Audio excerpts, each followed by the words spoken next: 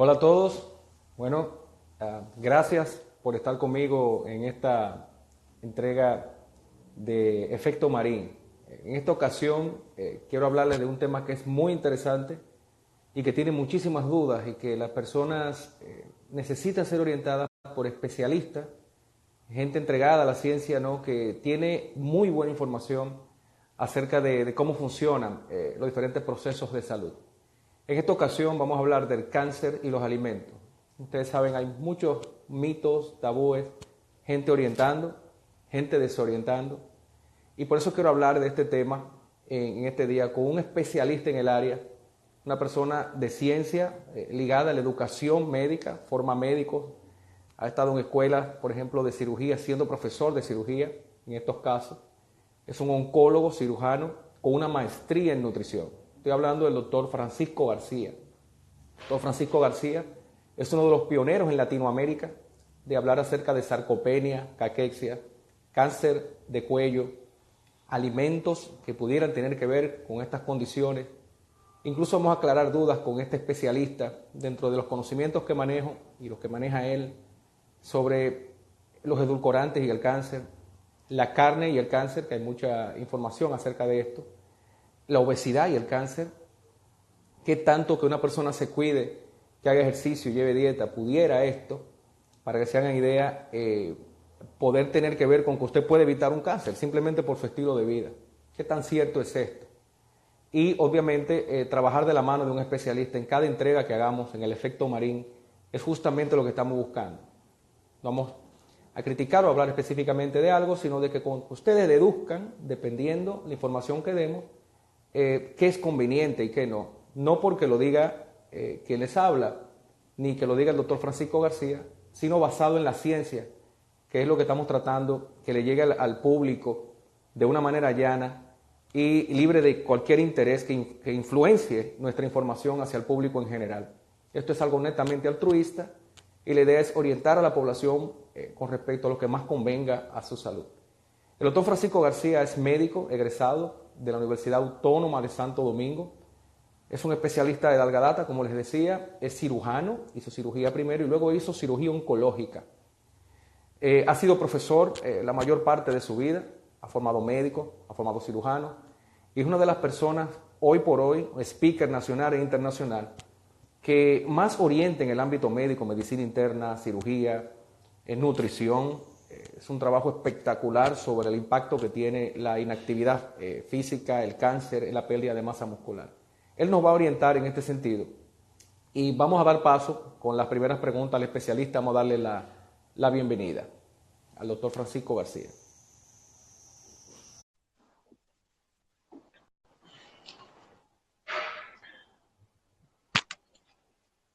Estamos esperando, esto es en vivo. ¿Cómo está, doctor? Muy bien, muy bien. ¿Y tú cómo estás? Dios Un gracias, placer bien. estar compartiendo contigo en este programa y esta modalidad tan interesante. Sí, bueno, el honor es mío, de verdad, Francisco. Debo decirlo aquí, tuve la oportunidad de estar en un staff trabajando con él en los inicios, 2009, ¿verdad, Francisco? Desde el 2009 fuimos pioneros en el tema de sarcopenia, que algún día hablaremos de eso. Sí. Algún día hablaremos de ese tema. Francisco, de entrada, le cuento, va a ser uno de los colaboradores principales de este espacio y va a ser parte del equipo que nos va a ayudar a que lleguen temas interesantes en base a la ciencia, les explicaba, y lo que se ha hecho. Y entrando ya de lleno, Francisco, aprovechando la oportunidad de que te tenemos en vivo, quería preguntarte primero sobre algo muy básico. Como bien tú sabes, yo trabajo con prevención, con la parte de nutrición, actividad física. Claro. Y hay muchos mitos y tabúes. Y decía que es un deber que tenemos, ¿no?, de orientar a la población sin conflicto de interés para que tengan información fehaciente en base a la ciencia. Así es, sí. Y quiero inmediatamente empezar con la primera pregunta. A propósito, por ejemplo, de la obesidad, que tanto tú con tu maestría de nutrición y yo con la parte de nutrición clínica tratamos siempre. ¿Hay una relación, Francisco, en la obesidad y el cáncer? ¿Pudiera una persona, por simple hecho de ser obeso, llegar a tener un cáncer? No necesariamente es la respuesta categórica. Acaba de publicarse una revisión firmada por el doctor Gemal, que apareció en la revista Lancet en el mes de enero del 2019, en el cual se insinuaba que entre los millennials, esa generación que va después de la generación X, aquellos individuos que nacieron a partir de la década de los 80, que según sugerían los datos de la cohorte que llegaron, parecía que los obesos tenían 6 formas de cánceres más alta la prevalencia que el resto de la población. Pero sí, un poco, una información muy interesante y publicada en una revista como Lancet, que tú sabes el aval científico que tiene. Pero, sí, muy alto, correcto. Muy alto y mucha credibilidad. Pero realmente es lo que pasa con las informaciones cuando se traducen al lenguaje periodístico y se simplifican mucho las cosas que se pueden prestar a distorsiones. Lo que la revisión que hizo ya prácticamente al día siguiente de que apareció la publicación de Lancet, resumida en el editorial de la revista, en ese sentido, en el sentido de ver si había algún vínculo entre obesidad y esas 6 formas de cáncer, inmediatamente el Departamento de Epidemiología de la Universidad de Harvard le lanzó una réplica en la que quedó muy claro el mensaje contrario. El mensaje contrario en el sentido de que no era tiempo, no hay data, no hay todavía la información suficiente, y sobre todo en base de estudios de mera cohorte, para poder establecer una relación de causa-efecto entre la presencia de obesidad y cáncer. O sea que hay que tomar con cautela ese tipo de afirmaciones cuando traducidas al lenguaje del periodismo de divulgación, porque va a pasar como con muchas otras cuestiones que probablemente nos va a tocar a ti y a mí aclarar de este medio. Sí. Gracias por la aclaración.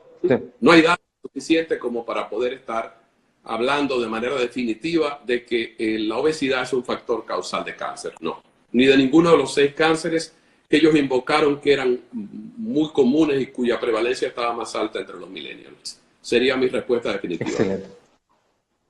Excelente. Sí, bueno, eso podría ser a propósito de la investigación que hizo la Universidad de Brigham Young, que recuerda que decía que justamente los millennials, el 81%, que ese es un dato que tenemos, tú lo sabes, tiene una inactividad física sobre el 80%. O sea, es como si prácticamente no se movieran, exacto. Entonces, el punto con esto es interesante que la gente sepa, por ejemplo, Francisco, cómo accesar a estos estudios, porque recuerda que parte de lo que queremos hacer es que la gente pueda accesar a esa información, por ejemplo, sobre todo el estudio de Harvard que contradice esto, o sea, que puedan accesar, a qué página pueden entrar o cómo para tener esa información. Mira, hay una página de un alto prestigio en cuanto a información médica en el momento actual, que es Medscape. Se deletrea Medscape, correcto, sí. A Medscape. Sí, como Medscape. Escape. Todo el mundo como escape médico. Es una página dirigida a profesionales de la medicina, pero también la página permite que haya muchos artículos de comentarios y de aclaración de informaciones de este tipo. Y les recomiendo a este distinguido auditorio que tú convocas a través de este medio que se incorporen, porque aparte de que es una página de distribución gratuita, la información es de muy alto nivel. Y eso es importante, claro. Que rápidamente todas esas cosas que son informadas a través de los medios de comunicación, sin el rigor debido, ellos las aclaran. Y es gran parte de la tónica que nos motiva a ti y a mí en este momento. Claro. Aclarar que las informaciones médicas de último minuto no se pueden dejar exclusivamente en la boca de los interlocutores de la prensa corriente. Debería haber un punto medio que serían gentes, probablemente nosotros pudiéramos, o gente con el mismo nivel nuestro, que deberían tratar de hacer un papel de intermediarios entre la información elemental y básica que maneja un periódico o una radio y la información muy especializada y compleja que sale en una revista. Sería una labor, digamos, de algún modo de equilibrio entre lo que es muy complejo en una revista médica, que lógicamente solo es para un público médico, y lo que es la información tratada de vulgarizar a un punto que la distorsiona y entonces se presta a que la gente piense como ocurrió con la obesidad, el tema anterior que me tocas, que la gente se preste a pensar que sí, ya el que es obeso necesariamente va a desarrollar cáncer. No, para tranquilidad de los obesos, del tipo que fuesen, no necesariamente por esta razón ellos van a desarrollar cáncer. Sí. Una cosa que tú has dicho que es muy importante, Francisco, es justamente eso. O sea, el tema, cuando la persona ve la información en la prensa, Sí, cuando ve la información, por ejemplo, recuerden que la prensa tiene también, si criticar a los amigos periodistas, que impactar con información para provocar la lectura. O sea, a veces tú se exagera tienes un toda la... poco, Sí, sí. pero Tienes... el oyente, el escucha, el que lee, no tiene acceso de dónde viene la información para tener la tranquilidad realmente de qué dice el artículo o lo que se está diciendo. Así es. En la prensa va a buscar siempre, como tú dices, el giro atractivo, el giro sensacionalista de la Atractivo, información, exactamente. como una forma de atraer al público y tratar de mantener sus cifras de venta. Es comprensible.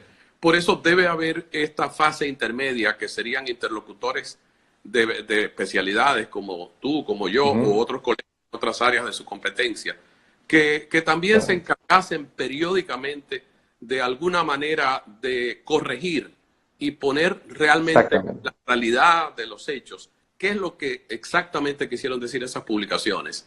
Para que la gente no ande Excelente. desesperada creyendo, ahora si yo estoy gordito, voy entonces necesariamente a Va a tener desarrollar, cáncer. o que los flacos no les va a salir cáncer. Sí, porque también se puede entender eso. Que puede ocurrir. No, exacto. Evitar que la información se deforme y entonces llegue convertida en una información que no es la que la investigación ha querido dar a entender. Sí, bueno, gracias. Yo creo que queda más que claro ahí la información. Y bueno, y como bien sabe Francisco, estamos en una época que lamentablemente nadie cree en nada. O sea, hay un tema de incredibilidad horrible. O sea, la gente no cree justamente en la iglesia, en la ciencia. Se cree más en rumores y en cosas no reales, y por eso la importancia de esto. Otro tema que quiero abordarte y que también tienen preocupada a las personas, que tengo que aclararlo casi en cada consulta, son los edulcorantes artificiales, refiriéndome a los azúcares artificiales y el Claro, cáncer. claro. Que si el Splenda, que si Equal, que producen cáncer, lo dan como un hecho. Cuando pido la información, ¿de dónde usted saca eso? Me traen información. Yo personalmente no tengo la información, corrígeme si no a mano, pero hablemos un poquito de eso. ¿Cuál es lo que la ciencia ha dicho hasta ahora a nivel oncológico sobre los edulcorantes artificiales y el cáncer, por ejemplo? Sí, mira, igual que hicimos en la pregunta anterior que recomendamos Medscape como la fuente de información para la gente aclarar este tipo de confusiones, yo también les recomendaría a través de este medio que procuren las informaciones que salen en la American Cancer Society, que es la Sociedad Americana de Cáncer, que tiene una página abierta para el público en la mayoría de las lenguas conocidas hoy en día. O sea, no necesariamente Excelente. por la limitación del idioma, no, está en castellano y uno puede consultar la información. Mira, Excelente. hasta la revisión hasta el mes de febrero 2019 sobre el asparmato, que es el principio activo de la mayoría de los edulcorantes orales, como el NutraSweet o el Equal y otros más de otros nombres comerciales.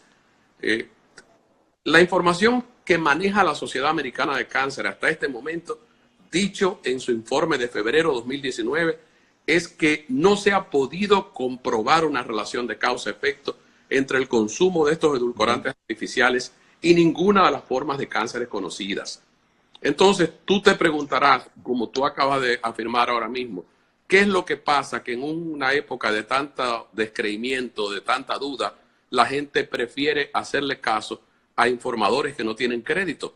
Yo creo que los profesionales de la medicina han cedido su espacio de información y de comunicación. Sí, es cierto.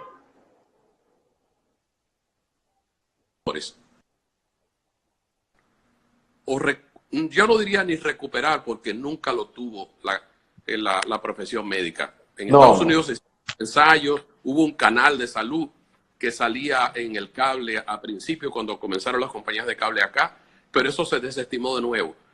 El médico debe volver a ocupar un espacio dentro de los medios de comunicación para oponer información válida a esas informaciones apresuradas, como esta segunda también del problema de los edulcorantes orales como factor causal de exacto. cáncer.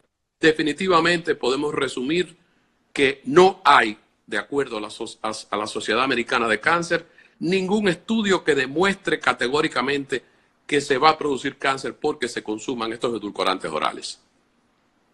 Excelente, sí, eso es una aclaración que te agradezco bastante porque que venga de un oncólogo, tú que manejas el área, y por suerte un oncólogo que maneja la parte de nutrición, es básico que la gente entienda Sí. que puede haber otros aspectos, porque sabemos que ciertos componentes de los edulcorantes en patologías puede haber interferencia, pero ya de ahí a decir que produce cáncer, realmente hay que controlar esa parte porque la evidencia, así como tú lo acabas de afirmar, no está fehaciente. Por eso, gracias por esa aclaración.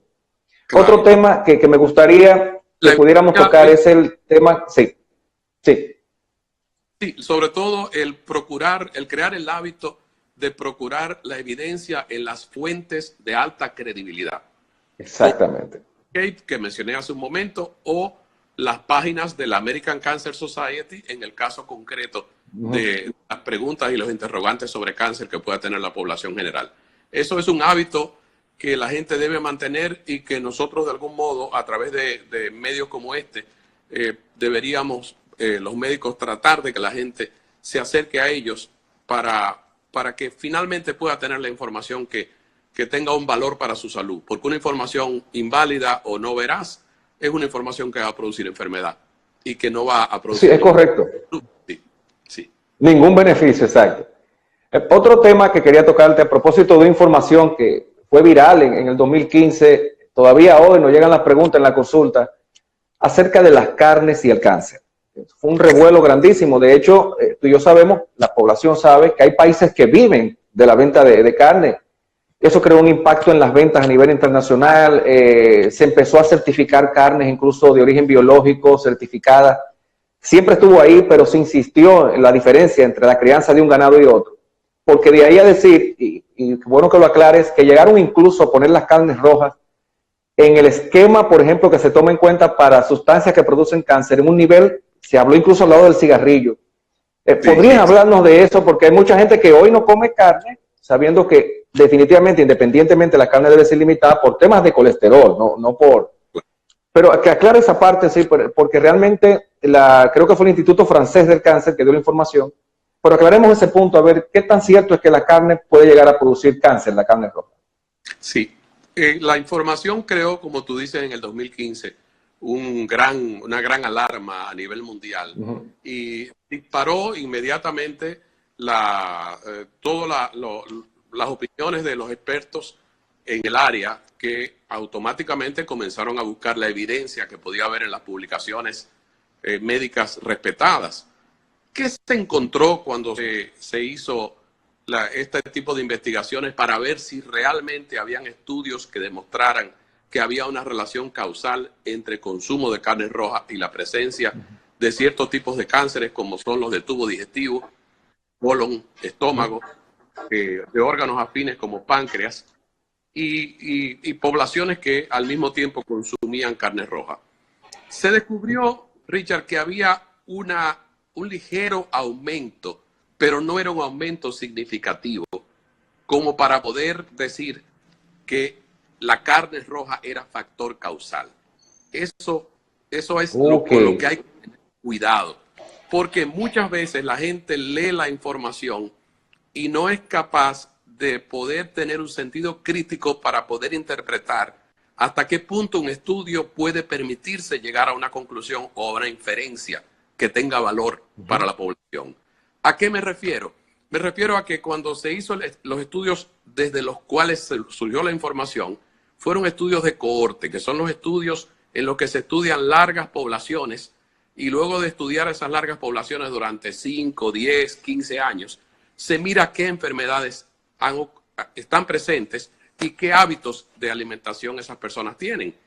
Entonces se descubre que sí, mira, entre la gente que comía carne en esta larga población, en este estudio de cohorte, había un número ligeramente mayor de cáncer de colon o de cáncer de estómago. Pero ¿qué dicen los expertos en la interpretación de ese tipo de estudio, del estudio de cohorte? Dicen, por el seguimiento de una mera cohorte, por larga que sea, no se pueden deducir conclusiones de causa-efecto. Lo único que se puede decir es que en esa población concreta de ese estudio de cohorte, por largo que fuera, apareció una prevalencia más alta de cáncer de tubo digestivo en estómago y en colon principalmente. Y finalmente las alarmas bajaron y la gente comenzó a entender que no era posible decir carne roja causa cáncer. Sí hay evidencias de que determinadas maneras de preparar la carne pudiera estar asociada con cáncer. Se sabe que, por ejemplo, en determinados pueblos, como con ciertas costumbres específicas en la manera de tratar las carnes, los japoneses o en Islandia, que la carne la queman, le meten a unos procesos de cocción muy intensos, aparentemente puede generar algunos específicos cancerígenos. Ocurre también con la carne preparada en barbecue, que puede generar esa carne al carbón, sometida al calor, aún sea calor de leña durante mucho tiempo. Se pueden generar nitrosaminas que están envueltas con la producción de carcinogénesis. Pero fíjate, Richard, una cosa es el conocimiento teórico de que algo es capaz de producir algo y otra es los resultados de la investigación. No hay hasta el momento actual data, no hay evidencia médica suficiente para poder decir que carne roja causa cánceres de tubo digestivo, específicamente estómago y colon. Y lo que es más interesante, si fuese así, los pacientes con hábitos o la población con hábitos vegetarianas o veganos, etcétera, estuviesen completamente inmunizados contra estos cánceres.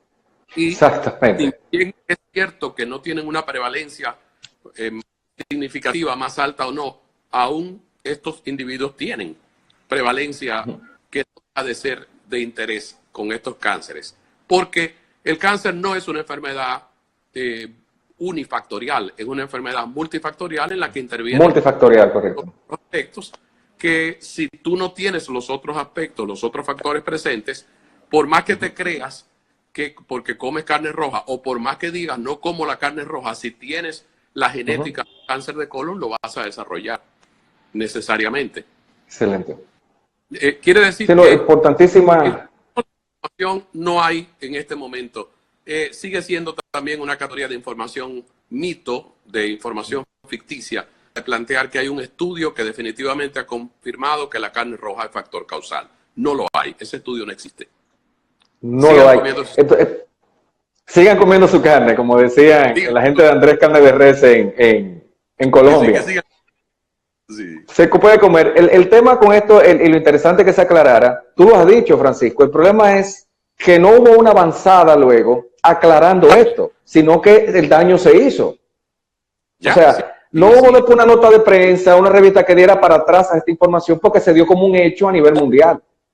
Es lo que tú y yo estamos hablando y hemos hablado en otros foros, en congresos y en otras actividades en las cuales hemos sido copartícipes.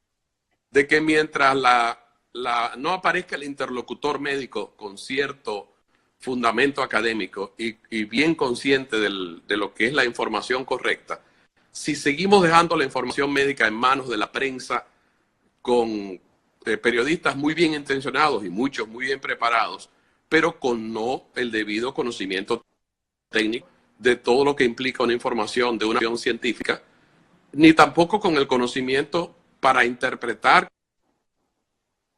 real y cabalmente qué sentido tiene cada tipo de ensayo médico que se hace. Los ensayos médicos, la modalidad que se utilice, es que uno va a poder decir, esto puede permitir concluir causa-efecto, esto no lo puede permitir, lo que puede sugerir el riesgo. Y eso la prensa como tal no te lo va a dar esa información. Esa información nos toca y en gran parte la culpa de que haya la desorientación posiblemente sea el vacío que este tipo de programas como el que tú estás llevando a cabo tan brillantemente va a llenar. Gracias. Gracias. Quería comentarte a propósito de eso que comentabas, que cuando comparábamos, bueno, entonces si la carne produce cáncer, seamos vegetarianos y nadie va a tener un cáncer de colon. Y en ese mismo tenor te voy a hacer una pregunta.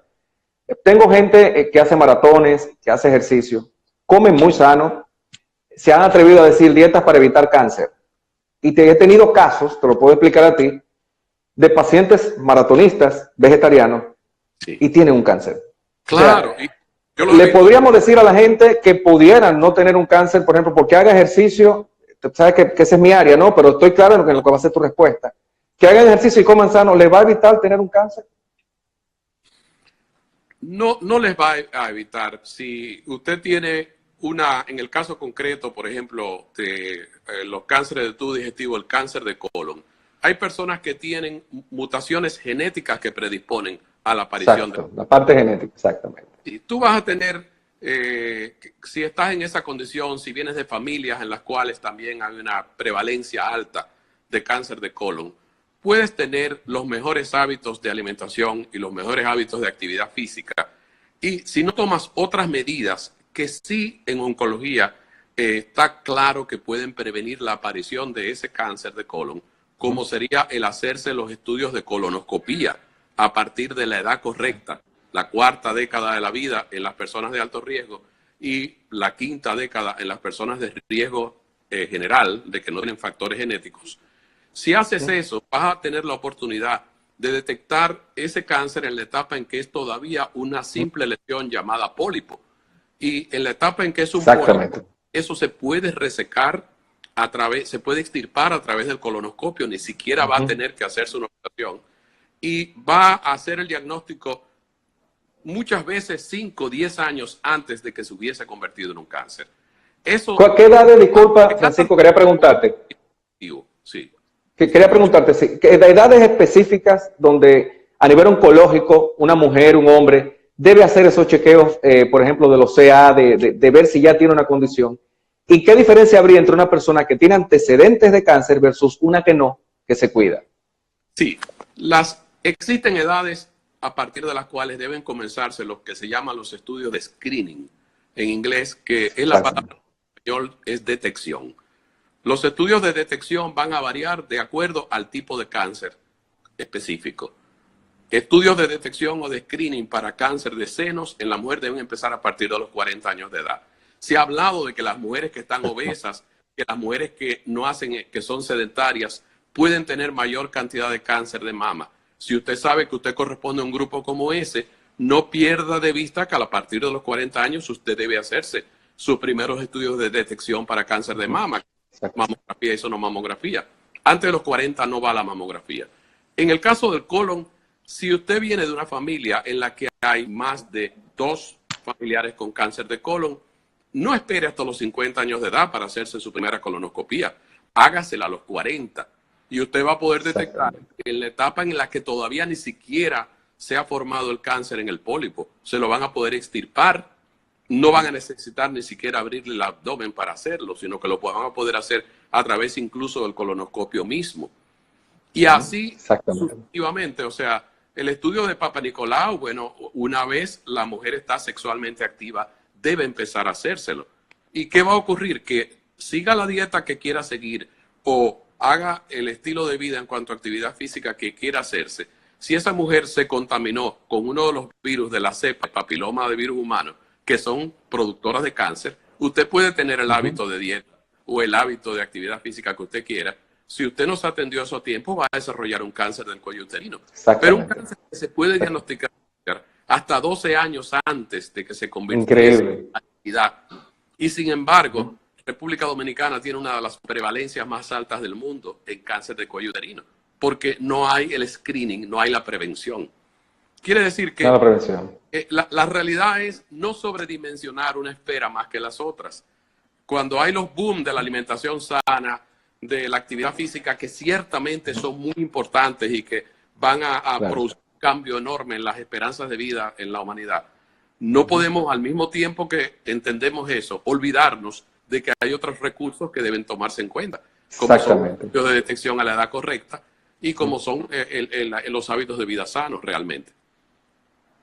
Excelente. Sí, bueno, lo importante de la aclaración que tú haces es justamente eso. Porque, por ejemplo, muchos pacientes, lo que yo les digo, hasta los chequeos, pero además, el tema de que tú llegues a la patología con una buena masa muscular, con una condición de vida de cuidarte con lo que comes, hacer ejercicio, obviamente, y corrígeme si no, es lo que he visto en los estudios que he podido ver, responden mejor que una persona que llega a tener cáncer con poca masa muscular, con un problema respiratorio y con poca condición física, obviamente va a tolerar menos los tratamientos para cualquier cáncer que presente.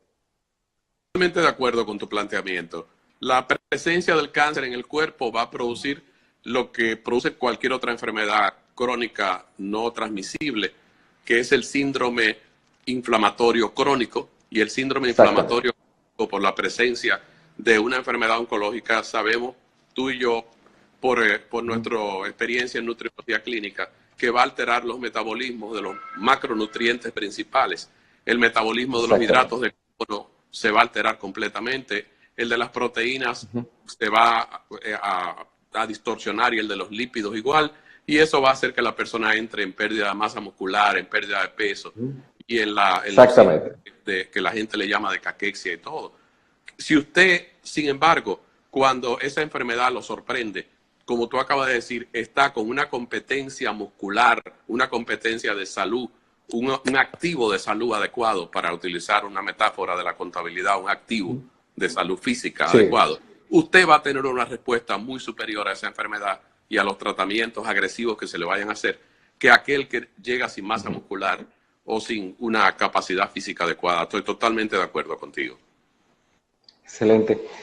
Gracias, sí, también por eso, creo que quedó más que claro el tema de que no decir que a los que lo están haciendo, obviamente, no lo sigan haciendo. Hay muchísimas condiciones importantes de ese estilo de vida, pero recordándoles que sin el chequeo previo, no importa su condición física, si hay un factor genético, vas a presentar una condición cancerígena si no la detectas a tiempo. Claro, y por eso no solamente cumpla con la parte alimentaria y de actividad física sana, que es de vital importancia, no solo para cáncer, sino para el resto de las enfermedades, sino que también usted debe estar al tanto de cuáles son los momentos en los que usted debe hacerse los estudios de detección adecuados. La mujer a partir de los 40 años, sus estudios de mama; la mujer en vida sexual activa, sus Papa Nicolau regulares; el individuo con o sin riesgo de cáncer de colon, ir a donde su gastroenterólogo para que le haga los estudios con el tubo, por la boca y por el ano, la gastroscopía y la colonoscopia. Y la colonoscopia. Digestivo, y vea cuál es el estado en que está en ese momento. Si usted no tiene nada en esa primera que se le hizo y no tiene ningún factor de riesgo en el tubo digestivo, el próximo será en 5 años. No necesariamente usted tendrá que hacerse eso con una frecuencia como aquel que sí apareció con un factor de riesgo, que sería un pólipo que iba en vías de transformación. Quiere decir, es algo multifacético, es algo plurifactorial. Uno tiene que tratar de todos los factores que puedan incidir en ella, tratar de corregirlo para que la salud no se ponga en compromiso. La salud es algo muy, muy complejo y requiere del concurso de muchas áreas que hay que tomar en cuenta. Ciertamente, Richard. Eso es correcto, sí, no, totalmente de acuerdo.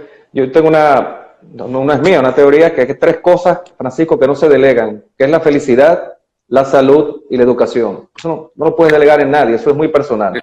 Eso es cierto, eso es cierto. Sí. En esa misma línea, y hay, ¿sí? ¿Cómo? Los pilares de una vida buena son esos, sí. Son esos 3. Esa de una vida buena, ciertamente, sí.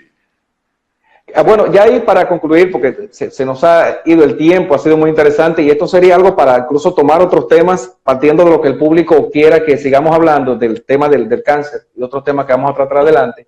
Pero para concluir, algo que yo sé que como oncólogo tiene que tenerte también en alerta y que los pacientes deben preguntártelo constantemente, es el anuncio de Herbogelia, refiriéndome a suplementos y alimentos anticancerígenos, que la gente invierte un dineral. Tú has visto fotos que yo he subido en Instagram de gente con pastillas queriendo tratar enfermedades sin ir a ver un especialista, pero quiero enfocarme específicamente en el cáncer. Y estos suplementos, esta Herbogelia, estos té, digamos específicamente cúrcuma, jugos verdes para evitar el cáncer. ¿Qué opinión te merece esto y qué evidencia clínica que sepas puede haber de esto para aclarar a la gente este asunto? Mira, Richard, bueno, que es una pregunta muy importante, porque creo que recae en el punto de la gente creer en la fuente de información menos verosímil, de menos credibilidad, son los que promueven ese tipo de alternativas para la salud. No hay ninguna evidencia en los estudios de investigación serios publicados en las grandes revistas de medicina y de oncología, ni ningún trabajo de investigación que sea presentado en los congresos más importantes, ni en los foros internacionales de oncología hasta la fecha de hoy, 26 de febrero del 2019, que diga que ninguno de esos recursos van a evitar o van a prevenir la aparición de un cáncer. No existe ninguno. La gente tiene que estar atenta a buscar las informaciones en los lugares, como lo dijimos al comienzo, que Medscape es una posibilidad o American Cancer Society es otra, donde usted puede, son lugares interactivos, donde usted le puede formular las preguntas, incluso a los grandes investigadores en el área, y le van a aclarar. He buscado esas informaciones y no hay absolutamente nada. Muchas veces, inclusive, lo que hay es resultados que son tóxicos del consumo de este tipo de sustancias. No voy a mencionar en específico, pero hoy en día estoy seguro que tú has oído la información de una vitamina mal llamada vitamina B17, B16, de la cual es preventiva de cáncer, y en realidad no es ni siquiera una vitamina bioquímicamente hablando. Es un no está, ni siquiera está en los esquemas, no está en los esquemas de vitamina. Pertenece a un área que es la medicina ortomolecular, de mucho prestigio en la medicina alternativa. Respeto mucho a los colegas que practican la medicina alternativa, pero como siempre les digo, ustedes tienen la ventaja de que lo que yo digo tengo que depender de la evidencia médica, y si no hay evidencia tengo que callarme. Ustedes no hacen ningún tipo de investigación, ustedes hablan solo sobre información anecdótica de una persona u otra a los cuales les fue bien con tal o cual fórmula que ustedes prescriben, pero yo no puedo hablar así, ni tú, Richard, puedes hablar así. No podemos hablar y recomendar información avalada por la medicina basada en la evidencia, y si no está basada en evidencia, simplemente decirle a la gente, no se haga ilusiones, siga el camino que está fundamentado en la investigación. Excelente. Sí, no, es una medicina basada, no lo hay, basada en eminencia, Francisco, no en evidencia. En eminencia. Sí, no, bueno, es bueno aclararlo así, a la gente te parecería irrisorio la inversión, Francisco, yo he visto inversiones de 40 y 50 mil pesos en suplementos, sin ninguna revisión previa, sin hablar con un experto. Y no solo me refiero al área oncológica, para tratar problemas hepáticos, para tratar problemas renales, cosas que lloran a la presencia de la gente que estudia estas áreas, cuando ven lo que la gente hace, dejándose llevar por un capítulo que está en dietoterapia de Krausen, que se llama charlatanería nutricional. Tiene ese nombre el capítulo. Se llama así. Y la ingenuidad, básicamente, la ingenuidad de los consumidores cuando tú le preguntas, bueno, ¿y de dónde tú recibiste esa información de que eso funcionaba? Y te dicen, bueno, aquí tengo un folleto del fabricante. Y tú le preguntas, bueno, él lo hace. El fabricante va a decir lo contrario. Sí, pero mira, el fabricante... No, o sea... para esto o aquello, pero es que el fabricante no te va a decir, busca un estudio que haya sido hecho, que hayan querido replicar esos resultados, y que no sea el conflicto de interés del dueño de la empresa, que ya es un conflicto de interés inaceptable para recomendar la calidad del producto. Sí, óyeme, Richard, definitivamente que es mucho lo que hay que seguir insistiendo y remachando a través de estos medios para que la gente tenga otras voces confiables y que sean voces ya profesionales como la tuya y la de otros colegas que yo sé que tú vas a estar invitando acá, yo con mucho cuando sea de lugar estar. Se necesitan esas voces para que la gente también reconozca las caras que lo pueden orientar, de verdad basados en la ciencia y basados en los resultados que son los que uno debe creer, no en resultados comerciales, no en experiencias individuales, porque no se puede negar que a lo mejor a la tía o a la prima le fue bien, pero la ciencia no trabaja con el resultado en los dos casos. La ciencia trabaja en base a grandes poblaciones, a estudios rigurosamente elaborados, y le toma mucho tiempo a la ciencia decir que algo es eficaz, para que otro venga y simplemente porque quiere jugar con la esperanza de curarse de enfermedades de la gente, los estafe de manera descarada, y nosotros quedarnos callados, que ya estamos claros que a partir de este momento no lo vamos a hacer. No lo vamos a hacer. Francisco, muchísimas gracias. Sé cómo es tu agenda muy apretada. Este es el primero de muchos encuentros que vamos a tener para ayudar a la población. Agradezco de tu tiempo, de tu experiencia, señores. El doctor Francisco García es una persona con una preparación académica amplísima, de experiencia nacional e internacional.